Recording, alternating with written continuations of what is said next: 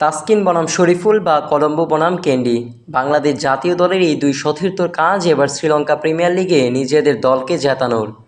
আগে ব্যাটিংয়ে এলো তাসকিনের দল অর্থাৎ কলম্বো, অর্থাৎ আগে বল করার পালা শরীফুলদের।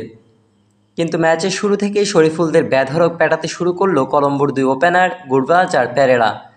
পাওয়ার প্লে অর্ধেক পেরুতে স্কোরবোর্ডে তাদের রান 50 পার। তারপর ওপেনিং জুটি ভাঙার দায়িত্ব নেন টাইগার পেসার শরীফুল। গত টি-20 বিশ্বকাপে একটা ম্যাচও বল করার সুযোগ না পাওয়া শরীফুল নেন একই বিশ্বকাপের সেরা ব্যাটারদের একজন গুবরাজের উইকেট। ইনিংসের চতুর্থ ওভারে তৃতীয় বলে 10 বলে 20 করা গুবরাজকে ফেরান তিনি। কিন্তু রানের চাকা থেমে থাকে না।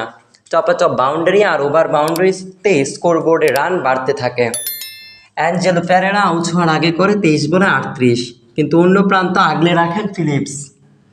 সাদিরা 5, ধোনি তার অধিনায়ক থিসারা পেরেরা 6 রান করে দ্রুত বিদায় নেয়। ইনিংসের 17তম ওভারে 43 বলে 70 করে আউট হন ফিলিপস। তবু শেষ দিকে রানের গতি ঠিক রাখেন শাদাব খান আর কারুনারত্নে। 5 বলে 13 করা কারুনারত্নেকে ফেরান শরীফুল। তিনি ম্যাচে নেন 2 উইকেট। এরপর ব্যাট করতে আসা জাতীয় দলের সতীর্থ তাসকিন আহমেদ। ইনিংসে 18তম ওভারে বল করেন শরীফুল, আর তখন ব্যাটিং প্রান্তে তাসকিন আহমেদ।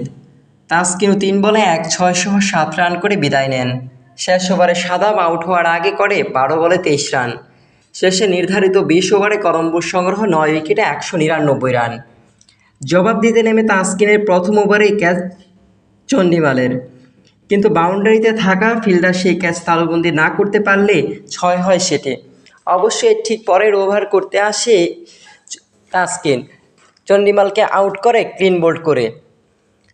বাংলাদেশে এই স্পিড স্টারের বলে ক্লিন বোল্ড হয়ে যায় দিনেশ চান্দিমাল।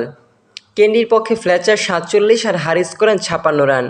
তাসকিন 4 ওভারে 14 ডট বল সহ 30 রান দিয়ে নেন একটা উইকেট, আর জয়ের নায়ক পাথি রানা 4 ওভারে 26 রান দিয়ে নেন 4 উইকেট।